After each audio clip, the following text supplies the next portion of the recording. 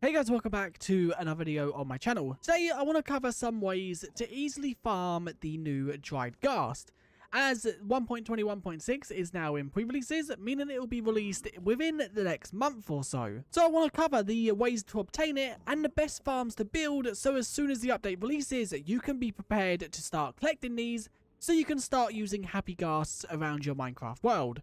So, the first thing we're going to do, there are 3 ways to obtain this. Now, the first way is by finding it naturally spawned. It spawns at the nether fossils inside of soul sand valleys. If you go to one of these and there isn't a dried ghast there, that is fine, because they don't always spawn. One thing I'm going to mention about this way of obtaining them, if you are using this method, it will need to be in unloaded chunks. So if you make a new world, then you don't have anything to worry about. But if you are playing in a world that you created in, let's say, 1.21, you will have to explore new chunks to find these placed down. Now, obviously, you can trim your world with things like MCA Selector. I will pin a video in the description of a tutorial for that if you are interested. So that's the first way that you can find them. The second way is from pigling bartering. Piglings can drop the dried ghast block when you barter with them. So when you give them a piece of gold, they will then decide what item they want to grant, and after a few seconds they'll throw the item on the ground. There is a chance this item could be dried ghasts. It has about the same rarity as ender pearls. So that is the second way. The third way is probably the most guaranteed, and that is crafting it. The crafting recipe for it is 8 ghast tears with 1 soul sand. Now, it does not work with soul soil, it has to be soul sand. So if I quickly just grab both of these out and I throw this in a crafting table, you can see if I use soul soil, the recipe doesn't work. If I use soul sand, then the recipe does. And this will grant you 1 dried ghast. Now this is obviously a guaranteed way to get it, because every time you craft it, you're always going to get 1. But it does require 8 ghast tears, which the only way to currently obtain these is by killing ghasts. And every ghast you kill without looting will grant between 0 and 1 ghast tears. So now we've covered the 3 ways to obtain the dried ghast. I have built a little farm over here, and obviously this does require you to have some gold. Now I do also have a little collection system right here. I will show you how to build this in a second for anyone who is wondering. And the reason I have built a item sorter is so any item that we don't want is just ditched into these final chests. If you are building this farm only for dried ghasts and you don't care about quartz or anything, you could just have a piece of lava at the end or fire that obviously deletes the items. Or you could extend this to more than just a dried ghast farm. I am also sorting out soul sand, because then obviously if we get soul sand, we can use that to craft more if we obtain ghast tears. And then this one right here is sorting out the dried ghast. Now this, I have currently 2 piglings in each, and that is because I have my timer over there set up at the exact time, so 2 is enough. So you can see if I quickly just throw gold in there, you can see that it gives both of them a piece of gold, and then just as the first one stops, it will then give them another piece of gold again. Now, I have run this farm, and I've been doing some tests with this. I have run this farm about 9 times. And inside of this chest is the results. So you can see the first time we got 4, second 1, third 2, then 6, then 5, then 7, then we got 0, then we got 2, and then we got 0 again. And that is from 2 stacks of gold. And I also did work out the average, so from 2 stacks of gold, the average is about 3 dried ghasts. You can see from the 9 times I have attempted it, there is a chance you can get more, and there is a chance you can get less. So once again, this system is going to require you to have either a good pickaxe to mine a lot of gold, or it's going to require some kind of gold farm if you want it to be really efficient. So the first thing you're going to want to do is you're going to want to build up a few blocks above the nether roof. You can also build this down below the nether roof if you would like. I've just built it up here because then we don't have to worry about any other mobs or anything like that. So, the reason you want to go up a few blocks is for the collection system. As you can see, this one I've built right here has been dug into the bedrock, and you don't really want to have to break like 50 blocks of bedrock, so building up is going to save you from doing that. I would say for a decent collection system, you want to go up about 8 blocks. Once we've built up as high as we want to go, we're then just going to build a platform. It don't matter how big this is, it's just here so we can obviously work with the redstone and things like that. So if anyone wants to copy exactly what I'm doing, this platform is 7 by 9. 7 blocks down like that, and then 9 blocks along like that. Now we are going to want to grab some hoppers and also some carpet. Now, the amount of these you need is depending on how many modules you have. I have 2 modules. You can extend that and have 6 modules, but don't forget, the more modules you have, the more resources it's going to require, and also the more gold it's going to require. But now what we want to do is we want to pick where the piglings are going to sit. So I'm going to say I want a pigling sitting there, and then also a gap of 1 in between and another pigling sitting there. On top of these hoppers, we are going to place carpet. It can be any carpet within the game. It doesn't have to be pale moss. And this is just so items or the mobs don't sink into the hopper's hitbox, like you can see I've done right here. Now on top of this, we're just going to place some glass. Once again, this don't have to be glass. This can be any block. I'm just using glass because then you can see what the piglings are doing. And you just want to create something like this. Make sure this is 3 blocks high, because otherwise, sometimes the piglings can throw the items over the tubes. So now we're going to place down the dispensers. The dispensers can really go anywhere as long as they are facing into these tubes. I'm going to place them in the back like so, because then we can easily have redstone going to both of them. And the next thing we need to do is build the hopper clock. Now, this is probably the most complicated part out of it all, but once again, it's still very simple. So what we're going to want to do is place 2 hoppers leading into each other, so they are like so. And then we're going to place a comparator on each end. Going off of these comparators, we're going to place some solid blocks, and then on top of them we are going to place redstone with a piston going out. So you should have something that looks like this. I've also built it 2 blocks away from the dispensers, and that just gives us enough space to have some redstone going from it. So now we have this. The next thing we want to do is just have the redstone going to these, and I think doing something like that should work. I don't see why that wouldn't. Let's quickly just test it. So by default, we're going to put 4 items in here. This can be any item in the game. It don't have to be ghast tiers. And that doesn't work. One way we can fix that is by breaking that and placing that. And the reason I've done it like this rather than like this system right here uses repeaters, which that has just basically saved us some repeaters.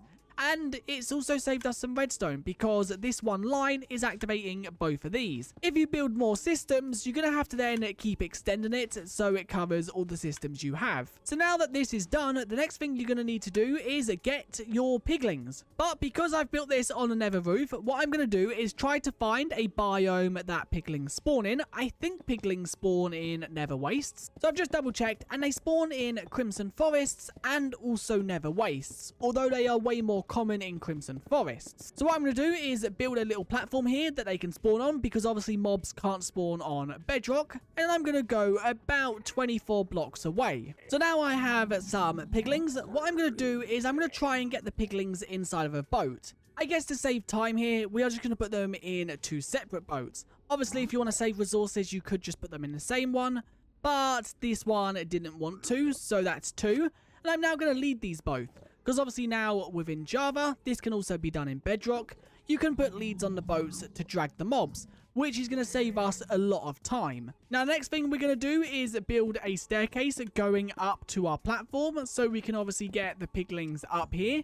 We're not going to take them out of the boats just yet, and it seems like a zombie pigman has wanted to join us right here. So we're now going to build this probably 3 wide, I would say, so we can get the mobs up. You could also use things like scaffolding, but I think just using boats and dragging them up is probably going to be the best way.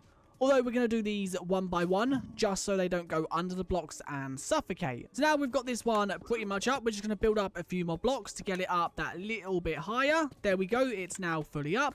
And the next thing we need to do is get it within there, which I would say the best way to do this is probably locking the hopper. So we can do that just by getting a lever. Both of these hoppers should now be locked. So if I throw a piece of gold right there, you can see the hopper below doesn't pick it up. And I'm going to break the glass right there, and then I'm just going to break that boat. Hopefully he sees that gold. Yes, he does. So now we're just going to knock him in and then cover it up. So we need to do this a few more times. Now the second one's probably going to be a little bit harder because we need to get him in this one as well, and we can't really break these 2 blocks, because then he will get out. So there we go. We've now got this one. I'm going to throw the gold up there, and I'm going to break that boat. Hopefully he runs for it. He does. He didn't go high enough, but that's fine because I built 1 block higher than I needed to. So I'm just going to try and knock him down, and he's fighting it, so we're going to need a little bit more gold. So that one took it, but I managed to block him in. I've just placed blocks so he can't escape, and I know why he's getting stuck. It's because he was colliding with that pigling's hitbox. But there we go, they are both now in, so I can clean up all the blocks we don't need here anymore, which is all these. And that is one module done. We now just need to complete the second one. Now I've done both of them. You are going to want to name the piglings because they will despawn if you go too far away. So just sticking a name tag on each of them will save you having to get them every time.